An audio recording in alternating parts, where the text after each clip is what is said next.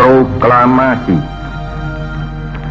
Kami, bangsa Indonesia, dengan ini menyatakan kemerdekaan Indonesia. Hal-hal yang mengenai pemindahan kekuasaan dan lain-lain diselenggarakan dengan cara saksama dan dalam tempo yang sesingkat-singkatnya. Jakarta, 17 Agustus 1945, atas nama bangsa Indonesia, Soekarno Hatta.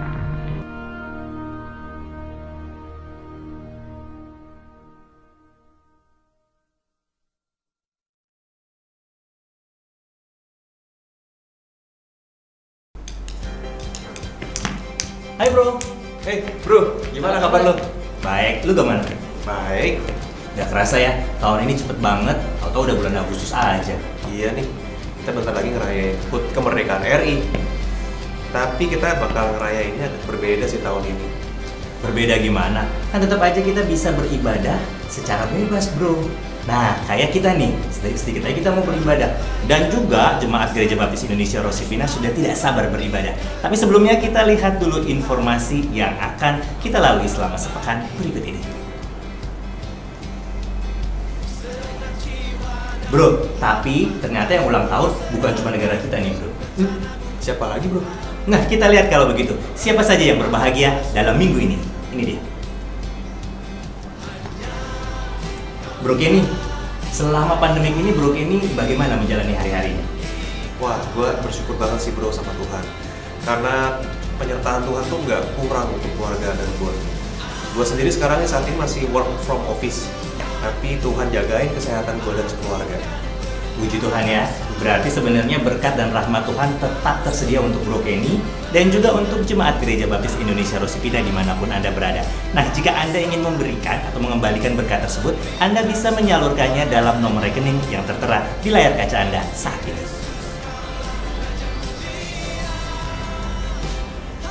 Nah, Bro Kenny sepertinya sudah tidak sabar untuk beribadah secara online. Langsung saja kalau gitu kita akan menikmati lawatan Allah dan Tuhan Yesus memberkati. Shalom, selamat pagi Bapak Ibu Saudara. Yang bersuka cita dan mengasihi Tuhan boleh lambaikan tangannya.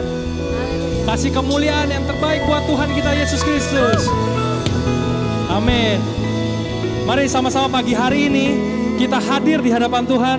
Kita bawa pujian yang terbaik. Syukur kita kepada Tuhan sebab kasih setia Tuhan yang selalu menyertai kita selama minggu ini. Amin. Mari sama-sama kita tundukkan kepala dan kita berdoa. Terima kasih Tuhan, terima kasih Yesus. Engkau yang begitu baik buat kami. Engkau teramat baik dan Engkau selamanya tetap baik buat kami. Kami rindu pagi hari ini kami boleh datang dengan hati yang penuh dengan rasa syukur hanya kepadamu. Sebab Engkau sudah mengasihi kami. Berkati ibadah kami dari awal pertengahan hingga pada akhirnya. Biarlah Engkau menjamah setiap hati kami. Biarlah kami boleh memuji nama Tuhan dan meninggikan nama Tuhan. Berkati ibadah kami dan kami siap memuji dan memuliakan nama-Mu lebih lagi. Hanya di dalam nama Tuhan kami sudah berdoa dan mengucap syukur. Haleluya. Amin. Ku cinta Kau Yesus, hanya Engkau bagiku Yesus. Sungguh ku rindu mengatakannya, betapa aku mengasihi-Mu. Ku cinta Kau Yesus, hanya Engkau bagiku Yesus. Sungguh ku rindu mengatakannya, betapa aku mengasihi-Mu. Engkau Allah dan Rajaku, kekasih dalam hidupku.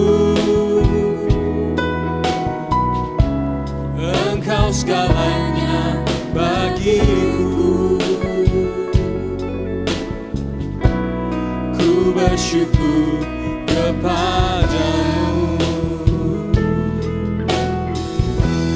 Engkau Allah dan Rajaku, kekasih dalam hidupku.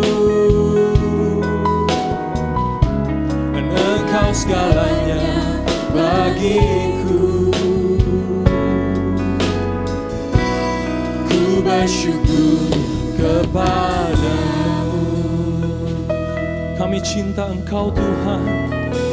Cinta Kau Yesus, hanya Kau, hanya Kau bagiku Yesus. Sungguh kami rindu Tuhan, Sungguh ku rindu mengatakannya, betapa aku mengasihi-Mu.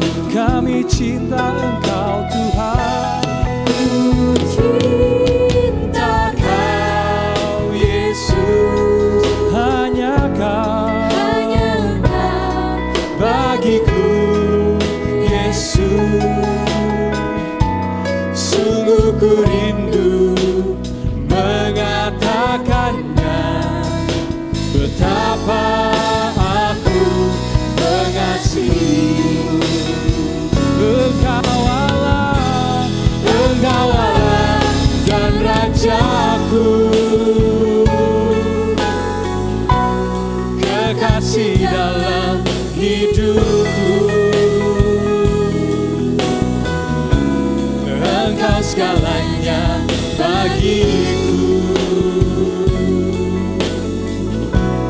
Ku bersyukur kepadamu. Engkau Allah dan Rajaku, kekasih dalam hidupku. Engkau segalanya buat kami Tuhan, dan Engkau segalanya bagiku. Ku bersyukur kepadamu. Engkau Allah dan Rajaku, kekasih dalam hidupku. Dan Engkau segalanya bagiku. Ku bersyukur kepadamu. Ku bersyukur kepadamu. Kami bersyukur. Ku bersyukur kepadamu.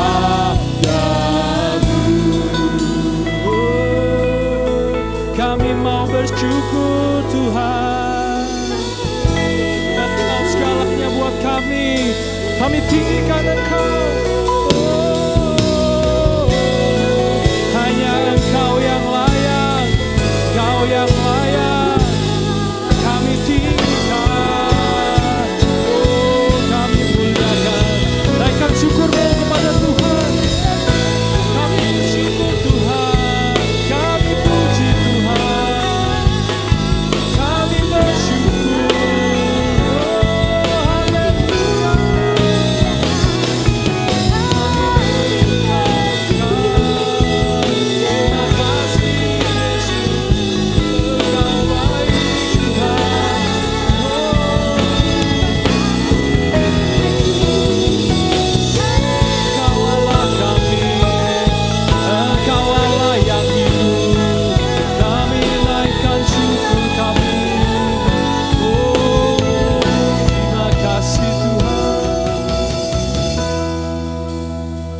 Kasih Tuhan, hanya Engkau Allah kami yang hidup Tuhan.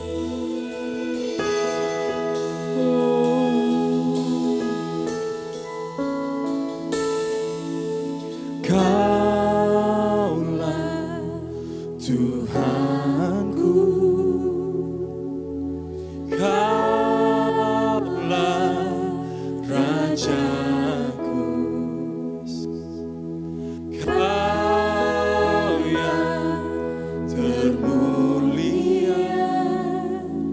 Di bumi dan di surga, Kaulah Tuhan kami. Kaulah Tuhanku, Kaulah Rajaku, Kaulah termulia di bumi dan di surga. Kau ku sembah Tuhan, ku sembah Kau Tuhan, ku sembah Kau Tuhan, ku puji, ku muliakan nama-Mu. Ku sembah Kau Tuhan, ku sembah Kau Tuhan, ku puji, ku muliakan nama-Mu. Kami mau tinggikan Engkau lebih lagi Tuhan. Kaulah Tuhan, Engkau Raja kami, Engkaulah Raja, dan Engkau yang termulia Tuhan.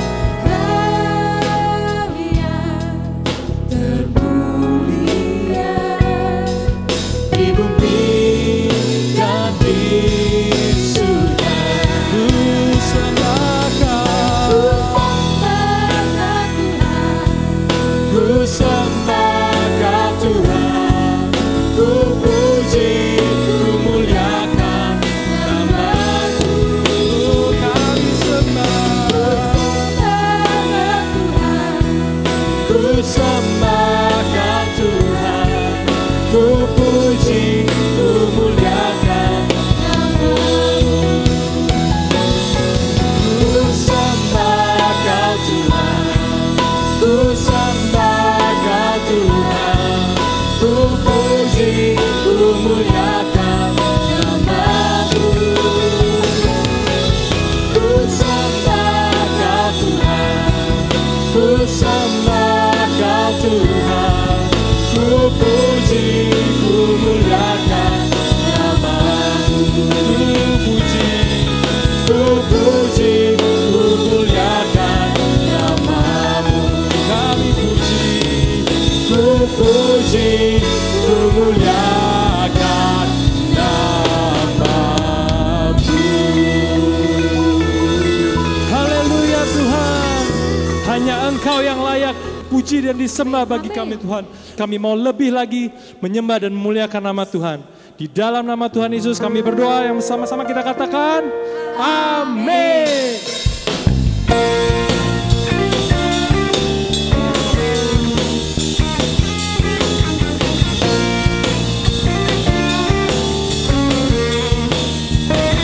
Katakan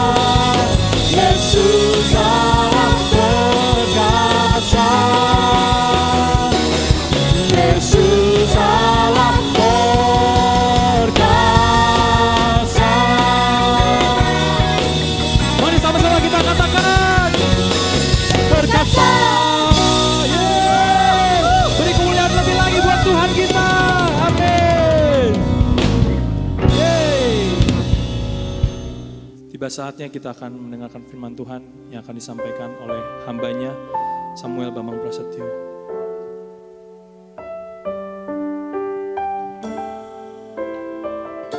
Kami mau berpegang terus kepada janji-Mu ya Tuhan.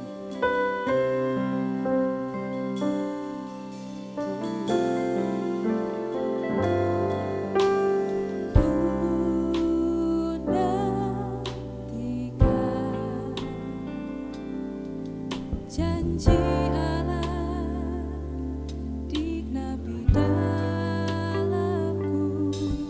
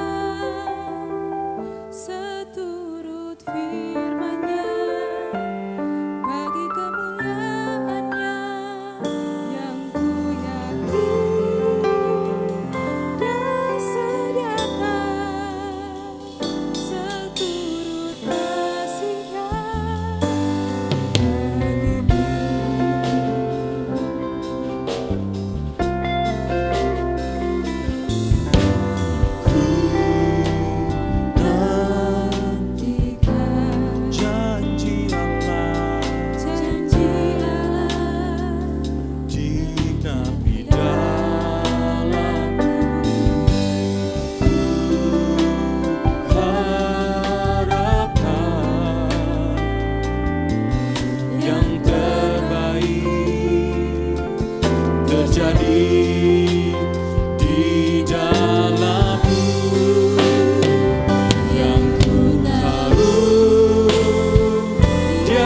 kerjakan seturut firman-Nya bagi kemuliaan-Nya, yang ku yakin Dia sediakan seturut kasih-Nya bagiku. Seturut kasih-Nya bagiku, yang ku tahu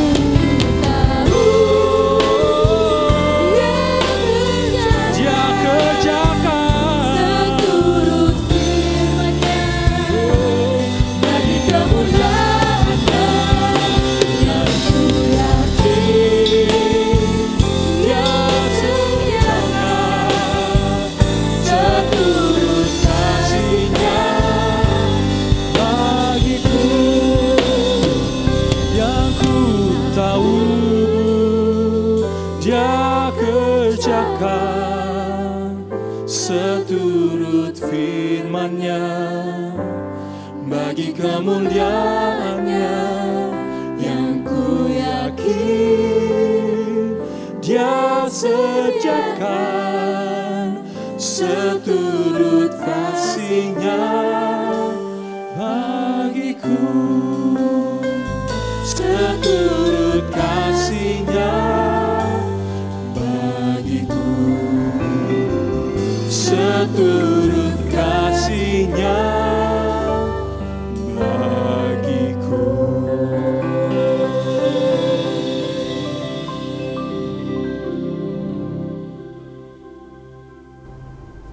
Shalom, sedang jemaat Rosipina yang dikasihi oleh Tuhan. Sebelum kita belajar firman Tuhan, mari kita berdoa terlebih dahulu.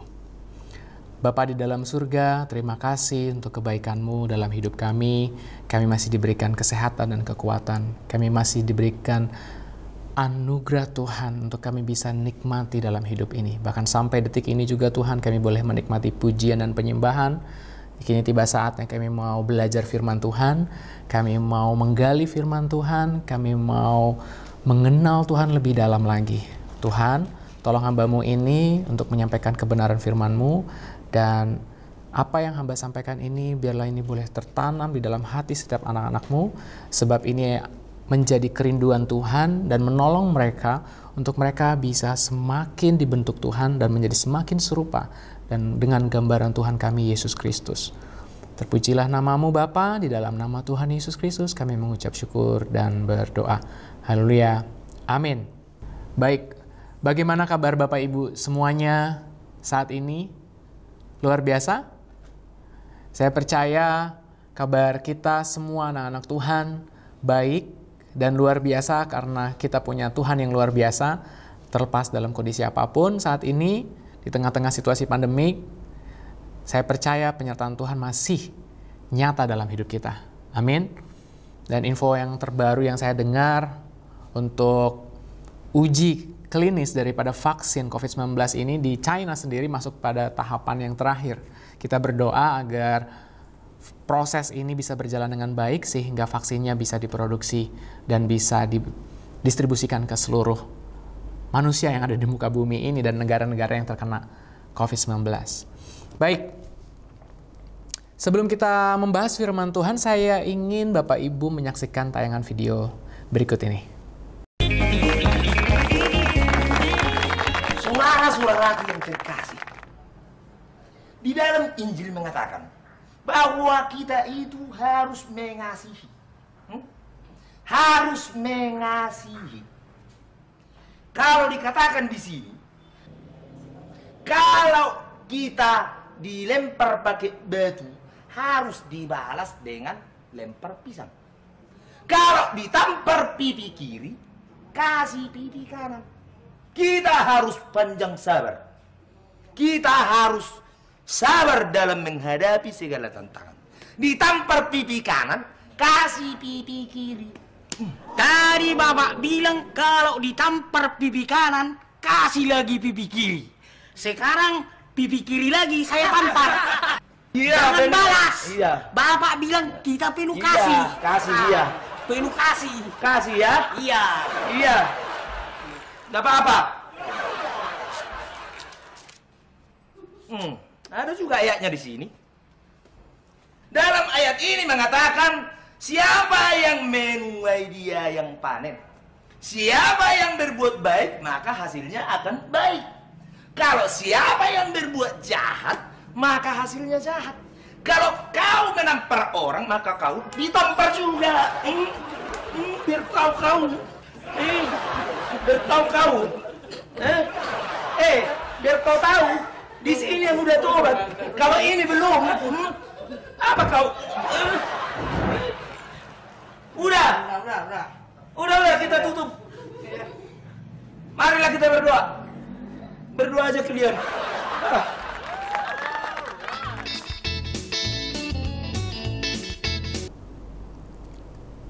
Baik, bagaimana Bapak Ibu? Lucu nggak videonya? Lucu ya? Itu juga yang akan terjadi kepada kita, anak-anak Tuhan, ya. Kalau kita tidak mengerti apa yang sebenarnya disampaikan oleh ayat firman Tuhan tersebut yang dikutip oleh pemeran-pemeran lawak tadi. Dan menariknya seperti ini. Kalau kita tertawa tadi dengan adegan mereka, sebenarnya itu bisa menjadi gambaran kekristenan, gambaran sikap anak-anak Tuhan yang tidak hidup di dalam kebenaran firman Tuhan, yang tidak hidup seturut dengan apa yang disampaikan oleh Tuhan, apa yang jadi maunya Tuhan. Kenapa? Karena mereka melakukan aktivitas mereka melakukan menjalani kehidupan mereka berdasarkan pengertian mereka sendiri. Yang akhirnya itu menjadi bahan tertawaan. Berapa banyak sih kita lihat anak-anak Tuhan di sekitar kita, orang-orang percaya, bahkan orang Kristen, mereka justru berlaku seperti itu. Saling menyalahkan, mereka saling berbuat jahat satu dengan yang lain. Ini kalau sesama Kristen aja seperti itu, berbahaya. Tapi bagaimana juga dengan orang jahat di luar sana? Orang Kristen yang dianiaya, orang Kristen yang dijahatin sama orang-orang yang bukan Kristen atau orang bukan yang percaya. Firman Tuhan hari ini akan mengajarkan kita bagaimana hidup kita supaya tidak menjadi bahan tertawaan oleh dunia. Kita akan sama-sama belajar dari apa yang Tuhan Yesus sendiri katakan di dalam Matius pasal yang ke-5. tema yang diberikan kepada saya minggu ini adalah respon yang benar. Kita buka sama-sama Matius pasal yang kelima, ayat yang ke-38 dan 40 sampai 42. Saya akan bacakan bagi kita semua.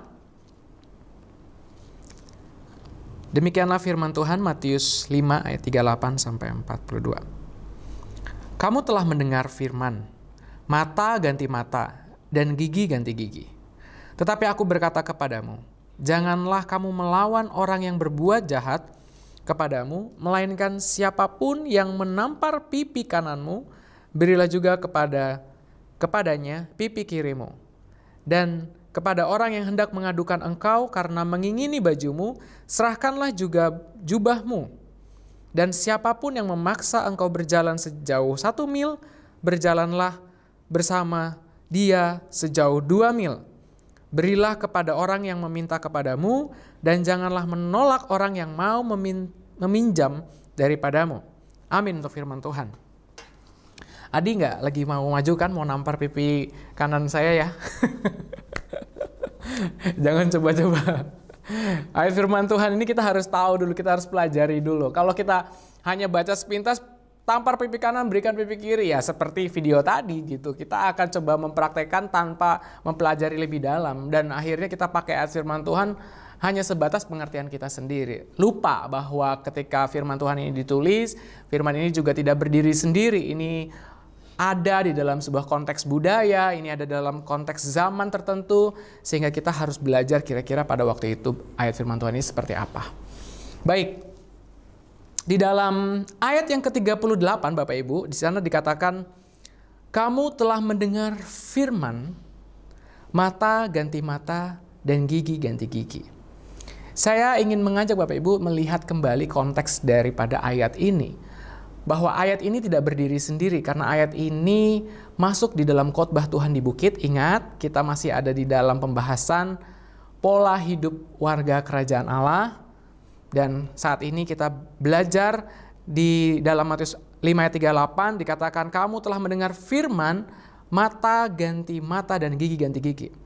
Nah, di dalam Matius pasal yang kelima ini, Tuhan Yesus sendiri hadir di tengah-tengah orang Israel pada waktu itu, sengaja memberikan sebuah cara hidup bagi mereka yang mengaku orang percaya, yang mengaku pengikut-pengikut Kristus. Sebab apa? Pada waktu itu, orang Israel dan orang-orang Yahudi, mereka disesatkan oleh pengajaran-pengajaran daripada orang-orang Farisi dan ahli Taurat. Yang salah di mananya? Yang salah bukan di hukum Tauratnya. Yang salah itu ada terletak di interpretasi, di terjemahan-terjemahannya. Sehingga bayangkan saja, hukum Taurat 613 buah, 613 poin itu diterjemahkan menjadi banyak, sehingga ini yang semakin mempersulit hidup mereka sendiri. Padahal Tuhan mau mereka untuk lebih lagi kenal Tuhan, bukan mereka diajar untuk mentaati hukum karena takut akan konsekuensi, tetapi hukum itu biarlah lahir di dalam hati mereka. Nah, ini yang terjadi. Ketika Tuhan Yesus hadir dan menyampaikan khotbah di bukit ini, Tuhan Yesus bukan sedang meniadakan. Ingat khotbah saya bulan lalu, bukan meniadakan, tetapi Tuhan ingin menggenapi. Di mana salah satu artinya adalah menggenapi itu adalah meluruskan apa yang selama ini salah dimengerti oleh orang-orang Israel. Karena apa? Karena pengajaran daripada orang Farisi dan ahli Taurat. Sehingga ketika Tuhan Yesus mengatakan kamu telah mendengar firman, memang ini adalah firman karena ini tertulis di dalam Keluaran pasal 21 ayat 24, Imamat 24 ayat 20, Ulangan 19 ayat 21. Firman tentang apa? Firman tentang mata ganti mata dan gigi ganti gigi. Oke? Nah, seperti ini Bapak Ibu. Mata ganti mata dan gigi ganti gigi, ini ada konteksnya. Waktu mereka, orang Israel, keluar dari tanah Mesir, dituntun oleh Tuhan melalui kepemimpinan Musa, mereka belum punya aturan. Mereka hidup sama seperti bangsa barbar ya, tidak punya aturan, mereka semaunya sendiri. Bahkan mereka juga kadang mengadopsi tingkah laku bangsa-bangsa yang tidak kenal Tuhan. Ya, aturan-aturan mereka, cara hidup mereka sama seperti bangsa-bangsa yang tidak kenal Tuhan. Itu sebabnya Tuhan memberi hukum. Apa yang kita kenal itu adalah hukum Taurat, hukum Musa. Nah, di dalam hukum itu salah satunya mengatur tentang bagaimana aturan pembalasan, ya, hukum mengenai pembalasan. Jadi kalau ada seseorang yang dirugikan oleh sesamanya, dalam hal ini seseorang yang mengalami kerusakan atau kerugian fisik segala macam, Tuhan mengatur, ini loh supaya adil, mata ganti mata, gigi ganti gigi. Ini ukuran keadilan pada waktu itu. Dibandingkan sebelumnya mereka nggak punya aturan. Sebab apa? Ketika orang Israel tidak memiliki aturan, Bapak Ibu, manusia itu cenderung membalaskan itu lebih parah. Nah ini dia, manusia itu membalaskan lebih parah. Saya mau ajak lihat kasus di mana keturunan Kain, yaitu Lamek, di dalam Kejadian 4 ayat yang ke-24, ini adalah bukti bagaimana manusia itu cenderung membalaskan lebih parah dari apa yang dia dapatkan kepada orang lain. Nah ini yang gak baik. Dikatakan Kejadian 4 ayat 24, sebab jika Kain harus dibalaskan 7 kali lipat, maka Lamek 77 kali lipat. Bayangin, ini pembalasan yang dituntut oleh Lamek. Padahal waktu Kain aja, jadi kalau Bapak Ibu ingat ceritanya, ketika Kain membunuh Habel, kan dia diusir Tuhan, dan Kain takut bahwa ada orang yang akan membunuh dia. Kata Tuhan, tenang Kain, kalau ada orang yang membunuh kamu, mereka akan dibalaskan 7 kali lipat. Nah, Lamek mengutip ini, kalau Kain 7 kali lipat, kalau mereka bunuh saya, karena Lamek sendiri melakukan pembunuhan terhadap seorang laki-laki. Kalau Bapak Ibu baca di ayat yang ke-23-nya, dia takut juga, dan dia mau ketika ada orang yang membunuh dia, orang itu harus dibalaskan 77 kali lipat. Ya. Jadi ini bukti bagaimana manusia cenderung ingin membalaskan lebih banyak, lebih parah dari apa yang dia terima. Nah, bayangin kalau ini terus menjadi pola hidup, hancurlah kehidupan manusia. Karena apa? Karena dosa itu sudah masuk ke dalam hidup manusia, sehingga memang kecenderungannya semakin parah. Nah, di tengah-tengah gaya hidup mereka yang tidak punya aturan, Tuhan memberikan hukum, tujuannya cuma satu, untuk menciptakan sebuah peradaban baru, sehingga mereka hidup di bawah aturannya Tuhan. Dan sehingga cara hidup mereka pun ada di dalam pimpinannya Tuhan. Hukum Taurat itu menolong mereka untuk hidup seturut dengan kehendaknya Tuhan. Salah satunya apa? Ketika ada seseorang yang tidak sengaja menabrak orang atau melukai seseorang sehingga giginya patah, ya kan?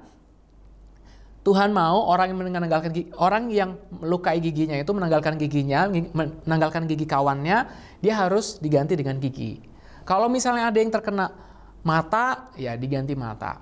Nah, ini sebuah sistem yang Tuhan tegakkan melalui hukum Musa ini, supaya orang-orang Israel pada masa itu di Perjanjian Lama, mereka hidup ketika mereka melakukan kesalahan tersebut, mereka tidak hidup di bawah rasa bersalah. Karena apa?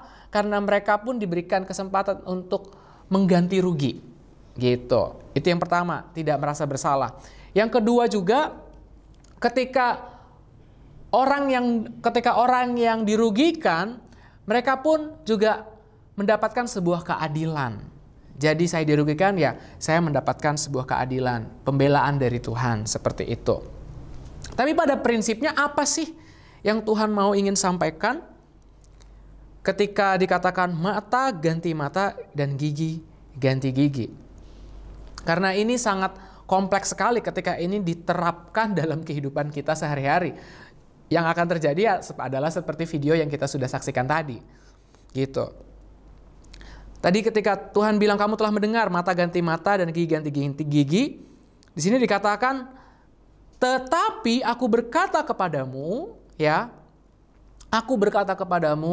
Tuhan sendiri, Tuhan Yesus berkata kepadamu, dia mengatakan dengan semua identitas dia, dengan keilahiannya, dia mengatakan bahwa janganlah kamu melawan orang yang berbuat jahat.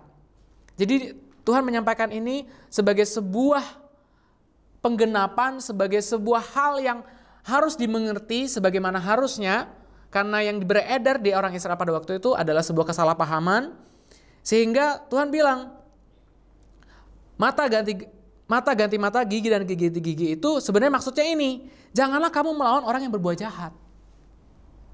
Nah, kata janganlah di sini Bapak Ibu, kalau kita baca dalam bahasa Indonesianya, ini kita mengerti sebagai sebuah perintah. Tetapi menariknya, kata janganlah di sini itu bukanlah kata perintah, melainkan kata keterangan, atau artinya kita itu tidak menolaklah orang berbuat jahat kepada kita. Artinya tidak usah membela diri seperti itu. Bahkan di ayat yang ke-39 katakan, tetapi aku berkata kepadamu, janganlah kamu melawan orang yang berbuat jahat kepada kamu, melainkan siapapun yang menampar pipi kananmu, berilah juga kepadanya pipi kirimu. Jadi Tuhan mau ketika ada orang yang berbuat jahat sama kita, jangan membela diri. Justru apa yang harus kita lakukan? Kita harus mengasihi dia. Nah, ini yang pertama, menarik. Kita harus tahu konteksnya. Ketika dikatakan tampar pipi kanan, kalau kita pakai sudut pandang orang Indonesia kan, kalau nampar pakai tangan kanan ya. Kalau menampar pakai tangan kanan, berarti yang ditampar harusnya pipi kiri. Ya kan? Tetapi dikatakan sini Tuhan bilang kalau pipi kananmu ditampar, karena kalau pipi kanan ditampar itu namparnya pakai tangan kanan, tapi pakai punggung dari tangan kanan. Jadi seperti ini. Dan kalau tamparan seperti ini memang nggak seberapa sakit Bapak Ibu dibandingkan tamparan seperti ini dari tangan telapak tangan kita. Tapi kalau tamparan seperti ini memang nggak seberapa sakit. Yang dirugikan adalah ketika orang ditampar seperti ini adalah tamparan penghinaan. Ini adalah tamparan di mana orang direndahkan sama seperti seorang budak, seorang hamba. Dan kalau ada orang seperti ini, moralnya diruntuhkan, harga dirinya dihancurkan. Nah, menariknya ketika Tuhan bilang kalau harga dirimu diusik oleh orang lain, kasih lagi pipi kirimu. Seperti itu yang Tuhan ajarkan ya. Kemudian apalagi dikatakan selain menampar, kemudian ayat 40, dan kepada orang yang hendak mengadukan engkau karena mengingini bajumu. Jadi mengadukan engkau karena mengingini bajumu, karena pada waktu itu jika ada orang miskin ya yang ingin menggadaikan sesuatu karena dia tidak punya uang, tapi justru malah ketika dia menggadaikan, orang yang memberikan uang atau memberikan pinjaman itu justru ingin memerasnya dengan cara apa? Ya bajunya itu diambil, itu akan menjadi jahat di mata Tuhan, karena ini diatur di dalam Keluaran pasal 22 ayat 26, memang pada aturannya mereka nggak boleh menyimpan jubah atau baju orang tersebut sampai matahari terbenam. Karena apa?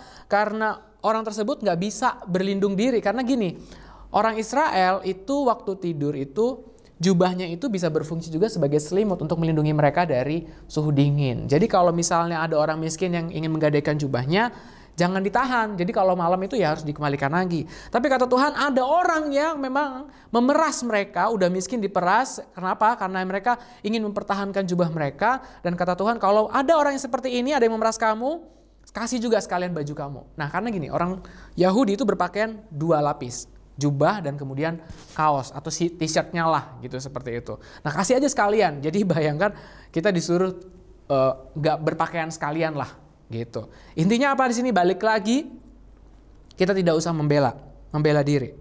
Oke? Itu yang kedua, itu dalam hal pemerasan. Lalu ayat yang ke-41, dan siapapun yang memaksa engkau berjalan sejauh 1 mil, berjalanlah bersama dia sejauh 2 mil. Nah, Bapak Ibu, menarik sekali karena pada waktu itu orang Israel hidup berdampingan dengan tentara-tentara Romawi.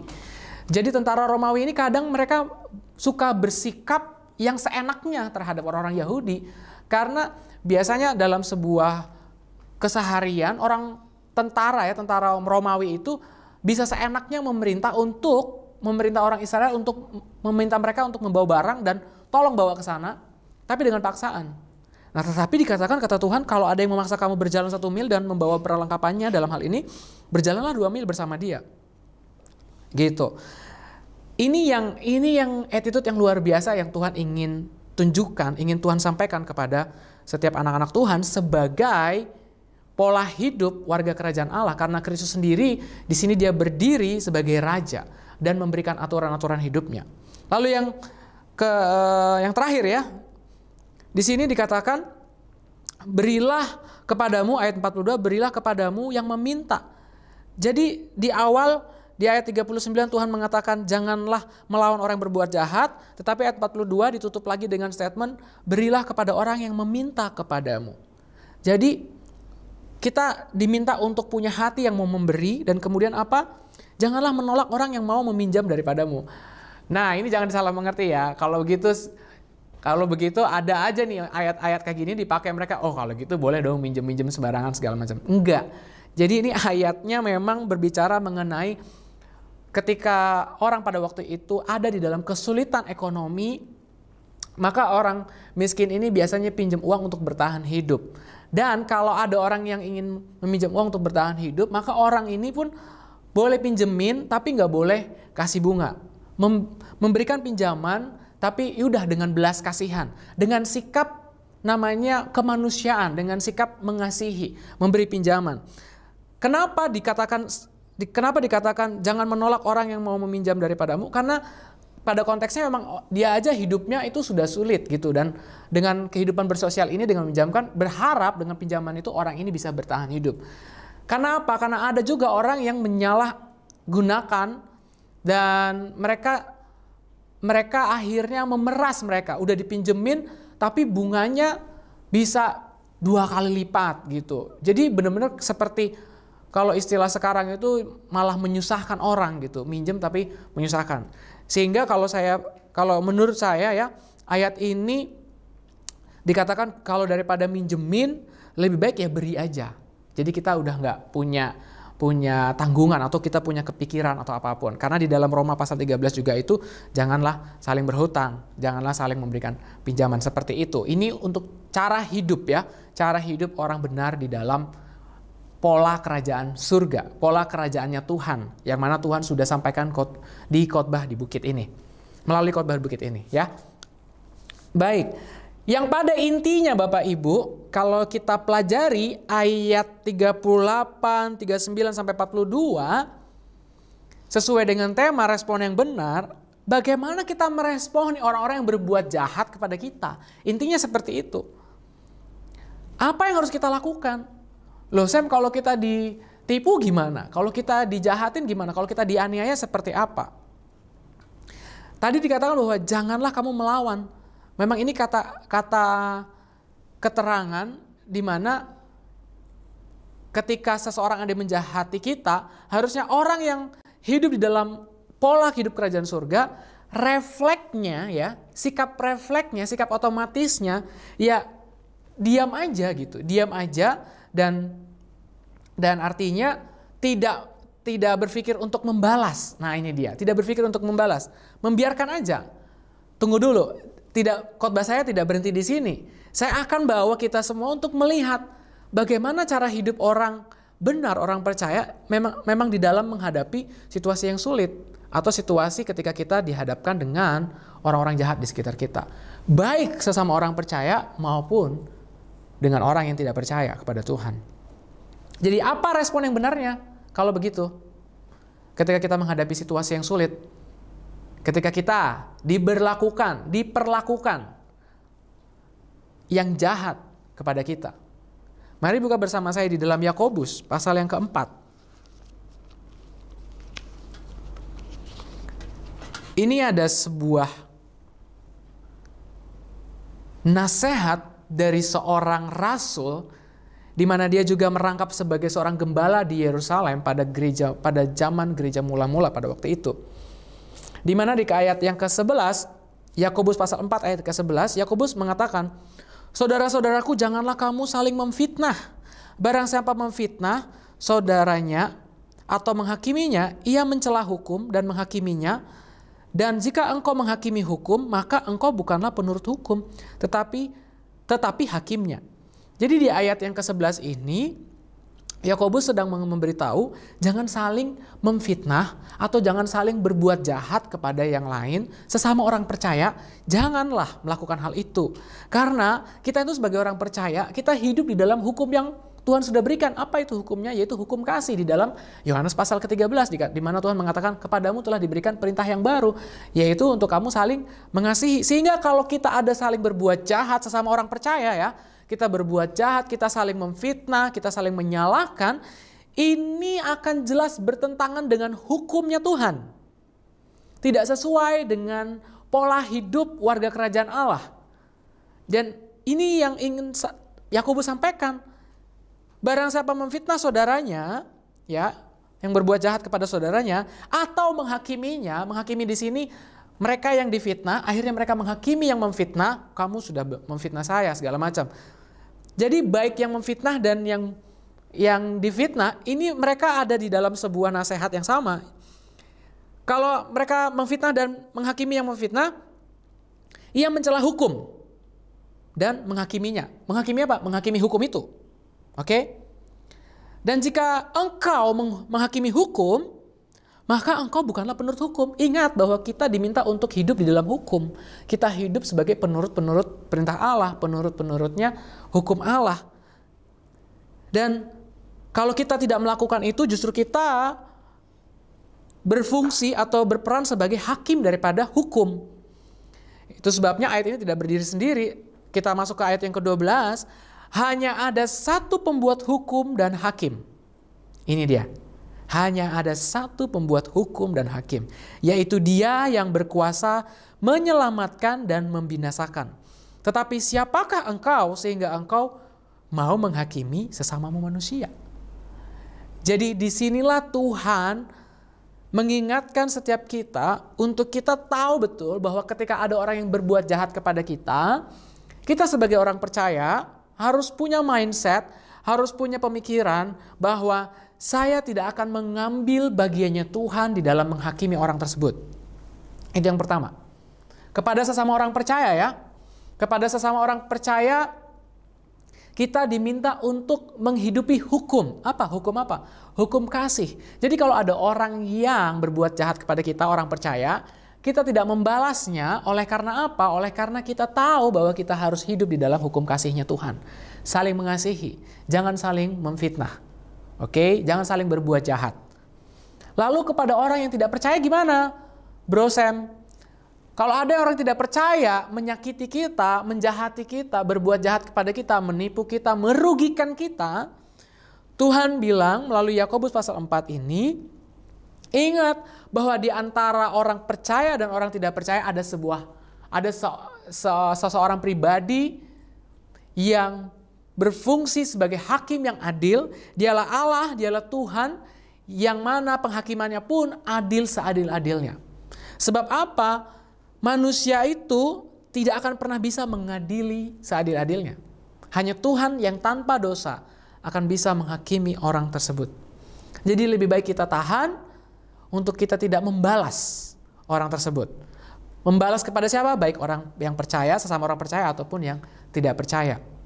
Tapi tunggu dulu, tidak membalas ini pun masih sebuah sifat atau sebuah sikap yang ditunjukkan secara otomatis. Belum tindakan aktifnya, ya. Karena di sini yang namanya respon yang benar, respon itu adalah sebuah action yang harus kita lakukan Bapak Ibu. Ketika kita menghadapi situasi sulit, ketika kita menghadapi hal-hal yang merugikan kita. Tindakan aktif kita apa? Karena kalau kita tidak membalas itu, ya itu bukanlah respon, itu hal yang memang sudah seharusnya ditunjukkan oleh orang-orang percaya. Seperti itu. Mari kita lanjutkan pembacaan kita di dalam Yakobus pasal yang kelima. Masih di dalam kitab yang sama dan masih di dalam konteks yang sama. Ingat ada hukum dan hakim dan sikap seorang percaya ketika mereka diperhadapkan dengan hal-hal yang merugikan mereka, hal-hal yang membuat situasi buruk dalam hidup mereka. Ayat yang ke-7 dikatakan, karena itu saudara-saudara, Bersabarlah sampai kepada kedatangan Tuhan. Nah, ini menarik nih. Bersabarlah sampai kedatangan Tuhan. Ini adalah respon pertama dari 5 respon yang saya ingin sampaikan sesuai dengan firman Tuhan di dalam Yakobus pasal yang kelima. Jadi respon yang pertama adalah sabar sampai kedatangan Tuhan. Ayat yang ke-7. Banyak orang yang mengatakan, Bro Sam, ya sabar sih boleh sabar, tapi sabar juga ada batasnya. Bener nggak? Ya kan? Kadang kita juga suka mendengar itu. Orang mengatakan kepada kita. Atau tanpa sadar kita juga mengatakan seperti itu. Sabar sih boleh, tapi sabar juga ada batasnya. Ini kalau kayak gini udah gak bisa didiamin, ini kalau kayak gini udah gak bisa dibiarin. Tapi tunggu dulu, apa kata firman Tuhan? Firman Tuhan katakan sabar sampai kedatangan Tuhan. Saya mau tanya, ada yang tahu nggak sampai kedatangan Tuhan? Itu kapan? Tentu tidak ada yang bisa menjawab. Artinya, namanya sabar sampai kedatangan Tuhan itu sampai seterusnya, sampai selama-lamanya. Sabar itu tidak ada batasnya. Kalau menurut ajaran firman Tuhan yang barusan kita baca. Dan kata sabar sendiri, mungkin beberapa dari jemaat sudah mengerti bahwa kata sabar ini, kalau dalam bahasa Inggrisnya juga artinya long suffering. Ya, long suffering itu, long itu panjang, suffering itu penderitaan. Jadi penderitaan yang panjang. Ya. Jadi memang orang yang sabar itu memang cenderung mereka mengalami penderitaan. Tetapi dikatakan ketika kita bersabar di dalam penderitaan yang panjang ini, ingat bahwa ada hakim yang di dalam pasal 4 tadi yang akan menghakimi. Ketika kita menyerahkan hak penghakiman itu kepada Tuhan, maka Tuhan sendiri akan menghakimi dengan adil. Jadi bersabar di sini saya mau katakan tidak ada batasnya sampai kedatangan Tuhan. Jadi Bapak Ibu, mari kita belajar bersama-sama menderita dalam apa? Dalam menahan diri kita untuk tidak membalas. Karena apa? Biar pembalasan itu miliknya Tuhan. Jadi biarin ya ada orang yang berbuat jahat sama kita. Udahlah, kalau kita seandainya kita bisa balas, ya lebih baik pembalasan itu kita serahkan kepada Tuhan. Bersabar sampai kedatangan Tuhan. Sesungguhnya petani menantikan hasil yang berharga dari tanahnya, dan ia sabar sampai telah turun hujan musim gugur dan musim semi. Bapak Ibu perlu tahu bahwa di Israel sana ada 2 musim yang terkenal, yaitu musim gugur, ya ada 2 jenis hujan, ada 2 jenis hujan, itu hujan musim gugur dan hujan musim semi. Nah, hujan musim gugur dan hujan musim semi ini yang saya baca adalah hujan yang selalu menjadi awal daripada setiap musim itu. Jadi sebelum masuk musim gugur itu sekitar bulan April, ya.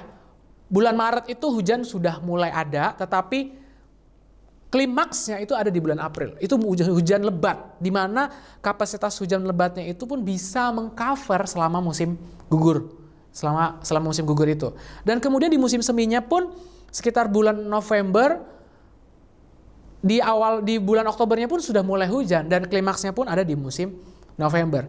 Nah, di mana hujan ini yang akan memberikan jaminan, kepastian bahwa mereka berternak, mereka melakukan pertanian, mereka hidup di dalam kelimpahan air, seperti itu Bapak Ibu. Jadi sama juga ketika kita menyerahkan penghakiman kepada Tuhan, kita ada di dalam sebuah jaminan di mana Tuhan akan menghakimi, akan membela hak kita dengan adil. Sama seperti petani yang menantikan hujan musim gugur dan hujan musim semi yang tidak akan pernah mengecewakan. Amin. Lalu ayat yang ke-8, kamu juga harus bersabar, ya, dan harus meneguhkan hatimu. Respon yang kedua, di sini dikatakan harus meneguhkan hatimu karena kedatangan Tuhan sudah dekat. Dikaitkan lagi dengan kedatangan Tuhan, Bapak Ibu. Jadi meneguhkan hati di sini adalah sebuah sikap yang stand firm, tahu kenapa dia harus bersabar. Tahu kenapa dia harus tidak membalas. Dia tahu alasannya kenapa. Nah, keteguhan hati ini seringkali diperhadapkan dengan godaan. Nah, dengan adanya godaan barulah bisa tahu nih orang teguh atau enggak. Nih orang bisa kuat atau enggak menghadapi respon yang benar atau situasi yang tidak baik, dia masih bisa memberikan respon yang benar atau enggak. Seperti itu. Sehingga di yang kedua, respon yang benar adalah kita harus meneguhkan hati kita. Karena kedatangan Tuhan sudah dekat. Nah, dikaitkan lagi. Yakobus mengingatkan karena kedatangan Tuhan sudah dekat. Ini dari kurang lebih 2000 tahun yang lalu ya. Dikatakan kedatangan Tuhan sudah dekat, sampai sekarang juga Tuhan belum datang. Maksudnya apa? Maksudnya jemaat itu diajak untuk melihat bahwa ingat bahwa semuanya ini ada di tangan Tuhan, di dalam kendalinya Tuhan. Jadi udah nggak perlu kita membela dan biarkan pembelaan itu kita serahkan kepada Tuhan. Tuhan sendiri akan menolong kita. Lalu ayat yang ke-9, di mana di sini adalah respon yang ketiga, adalah respon yang benar yang harus dilakukan oleh orang-orang percaya ketika menghadapi situasi yang merugikan mereka. Dikatakan, saudara-saudara, janganlah kamu bersungut-sungut dan saling mempersalahkan. Jadi jangan bersungut-sungut dan saling mempersalahkan. Ini ada di dalam satu kesatuan. Biasanya kalau kita ada dalam situasi yang tidak adil, ya kan, kita bersungut-sungut, orang dia yang salah kok, kenapa jadi saya yang disalahkan? Nah, itu bersungut. Nah, di tengah bersungutnya itu ada isi yang namanya saling mempersalahkan. Jadi ini satu paket. Itu sebabnya saya menyatukan. Jangan bersungut-sungut dan saling menyalahkan, ini ada di dalam sebuah kesejajaran. Supaya apa? Ketika kita tidak bersungut-sungut dan tidak saling menyalahkan, kita terhindar dari hukum. Karena firman Tuhan katakan, supaya kamu jangan dihukum. Sesungguhnya hakim telah berdiri di ambang pintu. Diingatkan lagi kepada posisi hakim, yang adalah Allah sendiri berdiri di ambang pintu. Tinggal dia buka, ya udah selesai. Jadi ingat Bapak Ibu, jangan merasa Bapak Ibu dizolimi, jangan merasa Bapak Ibu tidak diperlakukan dengan adil. Ingat, mau sekalipun manusia berlaku tidak adil dengan kita, Tuhan adalah Allah yang benar, Dialah Allah yang adil, yang memperhatikan seluruh aspek hidup kita, termasuk ketika kita diberlakukan tidak adil, termasuk ketika kita dijahatin oleh orang, termasuk ketika kita dirugikan oleh orang. Saat ini juga Dia tetap berperan sebagai hakim yang adil. Dan selanjutnya, respon yang keempat bagi orang-orang percaya ketika menghadapi situasi yang tidak adil, situasi yang merugikan mereka, dikatakan ayat yang ke-10. Saudara-saudara, turutilah teladan penderitaan dan kesabaran para nabi yang telah berbicara demi nama Tuhan. Di dalam menghadapi kehidupan ini, Bapak Ibu akan terus tidak akan menjamin kita terhindar dari orang-orang yang merugikan kita. Tidak akan menjamin juga kita terhindar dari orang-orang yang berbuat jahat sama kita. Tapi dalam perjalanan hidup ini sampai kita bertemu dengan Tuhan nanti, apa yang harus kita lakukan ketika kita dijahatin oleh orang? Dikatakan Yakobus mengingatkan jemaat di perantauan, 12 suku di perantauan ini, mengingatkan mereka supaya mereka untuk hidup di dalam keteladanan, untuk menuruti teladan dari penderitaan dan kesabaran para nabi. Nabi yang terbesar bagi orang Yahudi adalah Nabi Musa. Dia menghadapi musuh orang Mesir, bahkan musuhnya itu bukan orang Mesir aja, kadang sesama orang Israel pun, Musa pun diserang. Tapi mereka itu sabar menderita. Dan terus mereka menjadi teladan. Dan mereka yang menariknya gini, di tengah penderitaan, di tengah-tengah kesabaran mereka tetap menyatakan kebenaran. Mereka tetap berbicara demi nama Tuhan. Yang namanya nabi, setidaknya ada dua aspek yang kita lihat dari kehidupan seorang nabi. Yang pertama, dia menjadi perpanjangan pesan Allah kepada umatnya. Yang kedua, ini ada yang namanya prophecy atau sebuah prediksi atau nubuatan yang spesifik untuk umat Tuhan. Nah, ini bicara tentang nasihat-nasihat juga. Jadi, sekalipun kita menghadapi situasi yang sulit, menderita, tapi kita diminta untuk meneladani kesabaran daripada nabi-nabi itu. Jadi, sekalipun mereka sulit, mereka tetap berbicara demi nama Tuhan. Artinya mereka tetap hidup di dalam kehendaknya Tuhan, mereka tetap hidup di dalam aturan-aturannya Tuhan, mereka tidak menyimpang ke kiri dan ke kanan. Bahkan mereka tetap pastikan bahwa ketika mereka walaupun hidup di dalam kesulitan, mereka mau terus menyenangkan Tuhan. Dengan cara apa? Dengan menyerahkan semua hak penghakiman itu kepada Tuhan. Yang kelima, yang terakhir. Nah ini kalau biasanya kalau ngomong yang terakhir ini, kalau jemaat-jemaat yang udah mulai ngantuk tiba-tiba, yang terakhir ya, yang terakhir udah mulai fresh lagi gitu kan ya. Mujizat terjadi itu, mujizat. Yang celik ya kah, ya apa namanya, yang buta itu bisa melihat itu. Tiba-tiba. Kalau udah dengar kata terakhir ya kan. Nah poin yang kelima di sini atau respon yang kelima dari sikap yang Tuhan ingin sampaikan kepada kita untuk kita hidupi adalah bertekun dalam menanggung derita. Ayat yang ke-11. Sesungguhnya kami menyebut mereka berbahagia. Ini kita dapat pujian nih dari Rasul nih.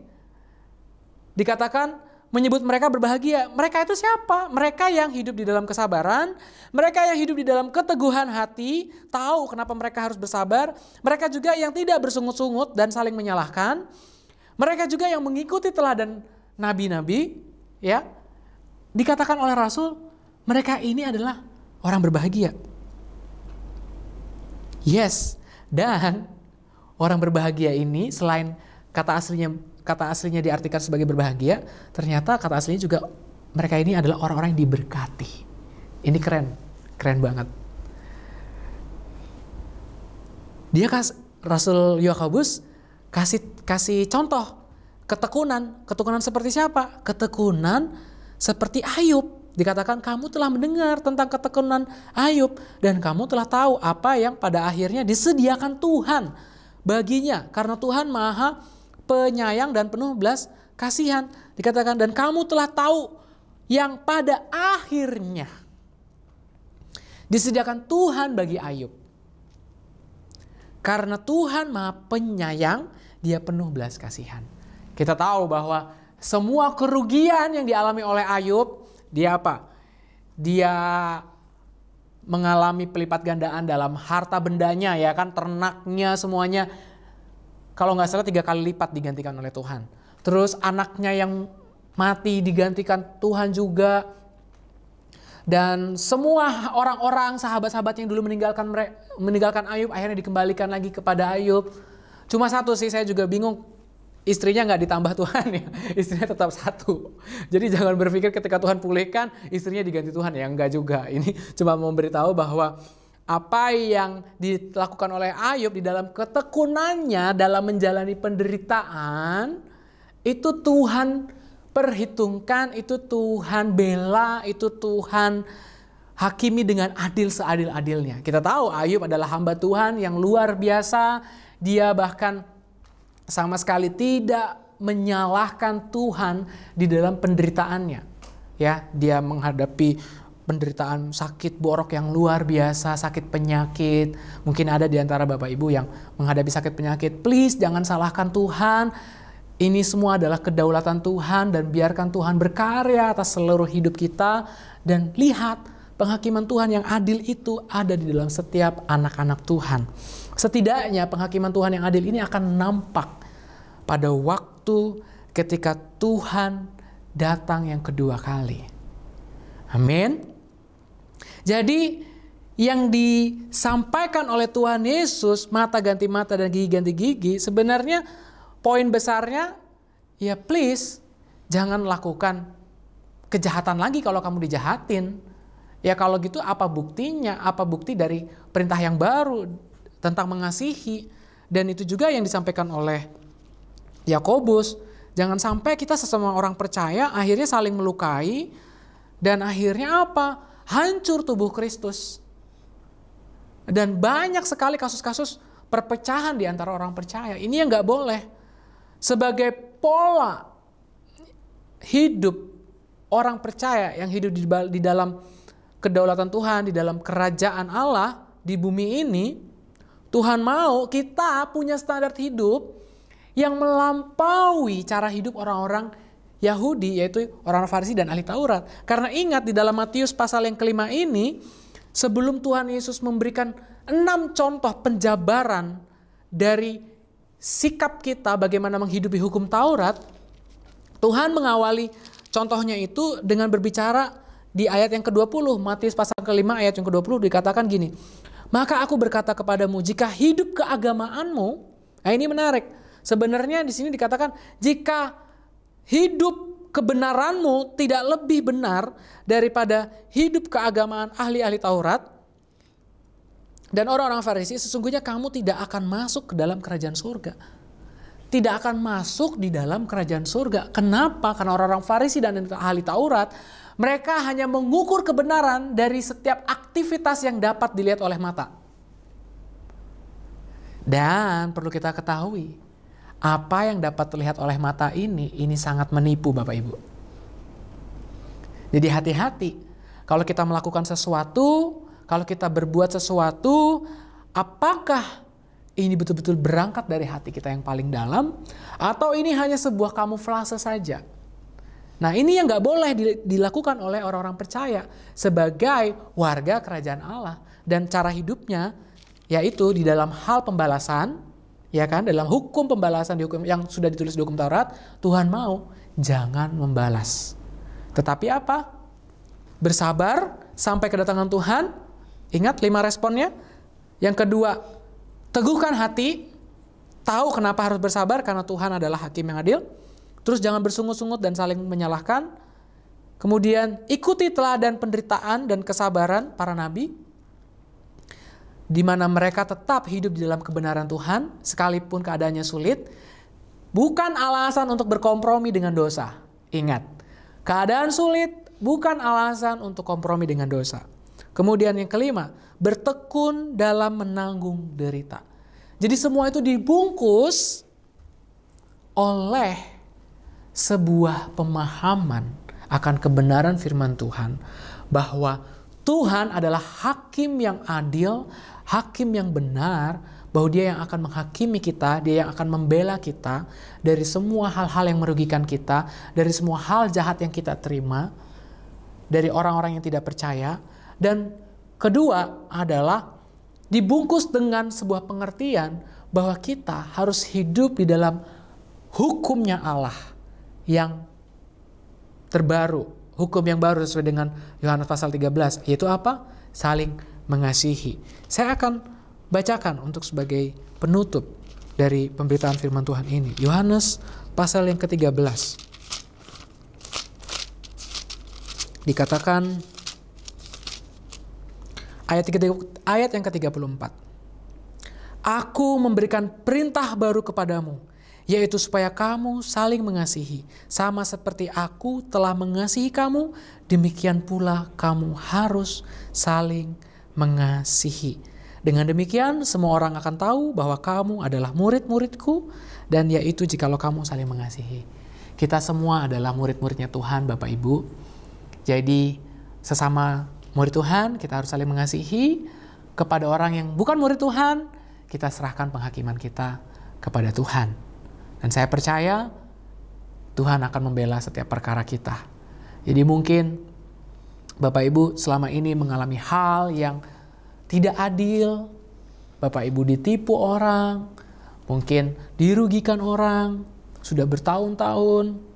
Bahkan tanpa sadar, karena kita menyimpan itu semua, itu justru membuat kita tidak sejahtera menjalani hidup ini. Kalau kita sabar, kita akan terhindar dari yang namanya tindakan yang akan merugikan diri kita sendiri. Karena orang yang gak sabar biasanya akhirnya mereka terjebak di dalam emosi. Ya, kalau sudah terjebak di dalam emosi, marah maksudnya ya, marah-marah. Kalau marah aja oke. Tapi kalau udah marah-marah, gak sabar jadi marah-marah, maka marah-marah ini masuk kepada yang namanya tindakan. Nah, hati-hati. Kemarin kita sudah belajar, yang mendahului pembunuhan itu adalah marah. Jadi hati-hati, jaga hati kita, hati-hati dengan hati kita. Supaya apa? Supaya hidup kita bisa selaras dengan pola hidup warga kerajaan Tuhan. Seperti yang Tuhan sampaikan di awal di Matius pasal yang kelima ini. Di ayat yang ke 20. Jadi hidup kita harus memiliki standar yang melampaui orang-orang Farisi dan ahli Taurat. Yaitu apa? Melakukan semuanya itu karena kita ada di dalam Kristus Yesus. Bukan karena takut akan konsekuensinya. Karena kalau kita melakukan sesuatu karena takut konsekuensinya, itu adalah salah satu indikator bahwa kita hidup di dalam legalistik. Dan itu yang Tuhan robohkan, itu yang Tuhan hancurkan. Tidak ada di dalam kekristenan hidup di dalam legalistik. Inilah pola hidup warga kerajaan surga, warga kerajaan Allah yang Tuhan Yesus sendiri bawa di tengah-tengah kehidupan orang percaya dalam hal pembalasan. Amin untuk firman Tuhan. Mari kita berdoa. Bapa di surga, kami sungguh berterima kasih untuk firman yang sudah kami baca dan kami sudah dengar bersama-sama. Tuhan, kami tahu bahwa hidup kami berharga di mata-Mu. Bahwa hidup kami sudah Tuhan bela. Hidup kami sudah Tuhan tebus dari semua kesalahan. Kalau kami melihat, kalau Engkau berdiri sebagai hakim di antara manusia, seluruh manusia di muka bumi ini, kami sudah sepantasnya menerima api neraka, menerima kematian yang kekal. Tapi kami bersyukur Tuhan, oleh karena darah Kristus, menjadikan kami orang benar, menjadikan kami orang kudus. Sehingga kami harus menyerahkan seluruh hak kami, yaitu hak menghakimi, kepada Engkau saja Tuhan, yang adalah hakim yang adil, yang adalah hakim yang benar atas seluruh umat manusia. Sebagaimana Tuhan sudah membela kami ingin mengembalikan semua hak pembelaan itu kepada Tuhan. Dan membiarkan Tuhan sendiri yang membela hidup kami di antara orang-orang yang tidak percaya maupun di antara orang-orang yang percaya. Yang masih terjebak, yang masih memungkinkan melukai hati kami. Dan ajar kami Tuhan, untuk kami bisa menghidupi firman Tuhan dalam hal saling mengasihi. Terima kasih untuk kebenaran firman-Mu, Engkau yang memberkati setiap umat-Mu Tuhan, yang hari ini mendengarkan, biar firman ini boleh tertanam, berakar, bertumbuh, dan berbuah lebat dalam hidup mereka. Sehingga mereka semakin dibentuk sesuai dengan kehendak Tuhan, semakin serupa dengan gambaran Tuhan kami, Yesus Kristus. Sehingga melalui hidup kami, orang lain mempermuliakan nama Tuhan. Terpuji-pujilah nama-Mu Bapa, di dalam nama Tuhan Yesus Kristus kami mengucap syukur dan berdoa. Haleluya. Amin.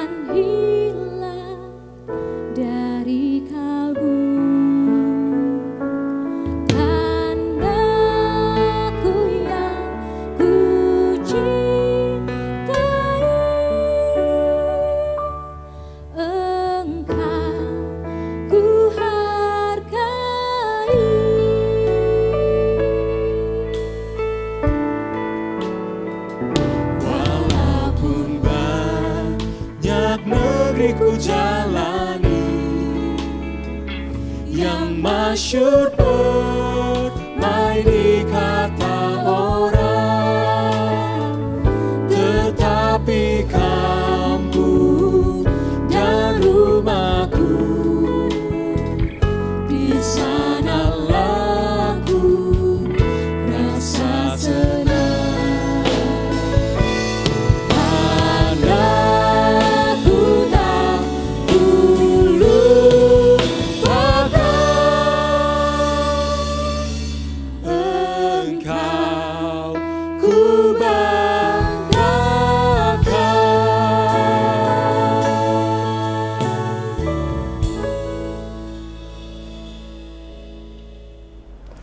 Baik Bapak Ibu sekalian yang ada di rumah, tiba saatnya kita akan berdoa syafaat. Biarlah kita boleh bersama-sama merendahkan diri, memohon kepada Tuhan. Mari kita berdoa. Bapa dalam surga, kami boleh mengucap syukur, kami boleh mendengar firman Tuhan yang sungguh kami butuhkan sekali Tuhan. Biarlah itu menjadi bekal dalam hidup kami Tuhan, yang memberikan kekuatan, memberikan pertumbuhan iman kami pada waktu kami boleh menghadapi situasi dan kondisi hingga saat ini Tuhan, di mana terjadi pandemi Corona-19 Tuhan. Bapa di surga, biarlah Engkau yang terus mengajar kami Tuhan. Biarlah kami boleh meresponi setiap peristiwa, kejadian dan bahkan situasi yang tidak mengenakan. Biarlah kami teringat akan firman Tuhan yang memberikan kekuatan bagi kami Tuhan. Kami percaya Roh Kudus, pada waktu kami boleh meminta memohon kepadamu, dan Kau yang berjanji memberikan kekuatan, dan Roh Kudus yang mengarahkan kami, supaya kami cakap menghadapi segala peristiwa ini Tuhan. Bapa, kami ingin meresponi Tuhan, baik firman Tuhan maupun juga peristiwa ini Tuhan. Biarlah apa yang kami boleh lakukan, aktivitas kami Tuhan, terkhusus kami boleh beraktivitas secara rohani kami Tuhan, sehingga membangkitkan, menumbuhkan iman kami, supaya kami boleh menjadi hidup hari lepas hari berkenan di hadapan-Mu Tuhan. Bapa, kami berdoa untuk teman-teman kami yang mungkin mengalami sakit Tuhan, atau orang tua kami mengalami kelemahan tubuh Tuhan. Bapa di surga, kami memohon kepadamu Tuhan. Biarlah Engkau yang akan memakai setiap obat, perawatan maupun juga teman-teman kami, orang tua dan juga sanak saudara ya Bapa.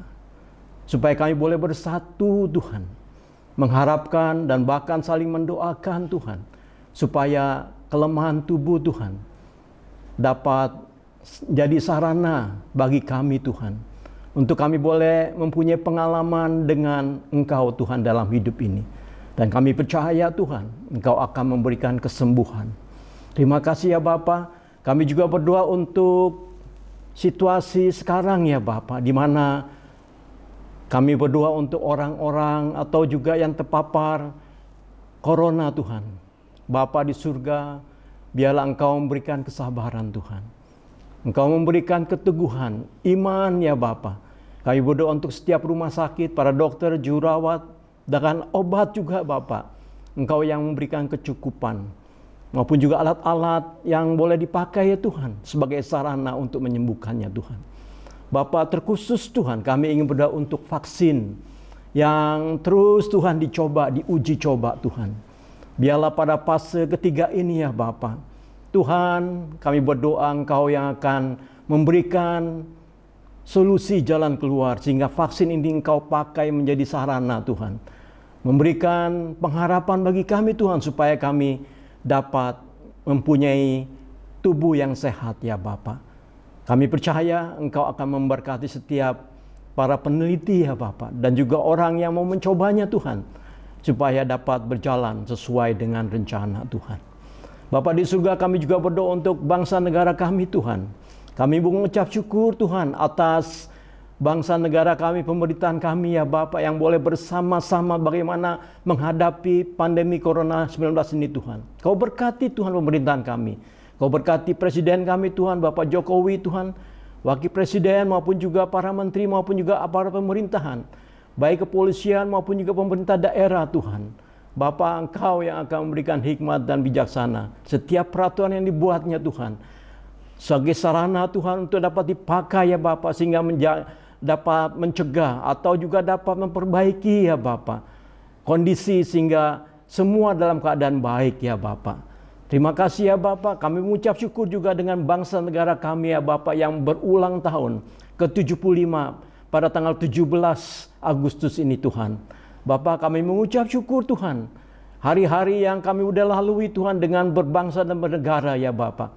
Kami percaya Tuhan, Engkau yang turut serta dan bahkan memakai pemerintahan kami Tuhan, sarana di mana kami boleh pakai ya Bapa untuk boleh hidup di dalam negara kami berkenan di hadapan-Mu Tuhan.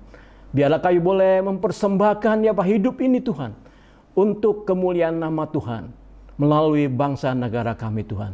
Terima kasih ya Bapak, kami mengucap syukur Tuhan karena kami boleh berdoa dan menyerahkan semuanya Tuhan kepada Engkau ya Bapak.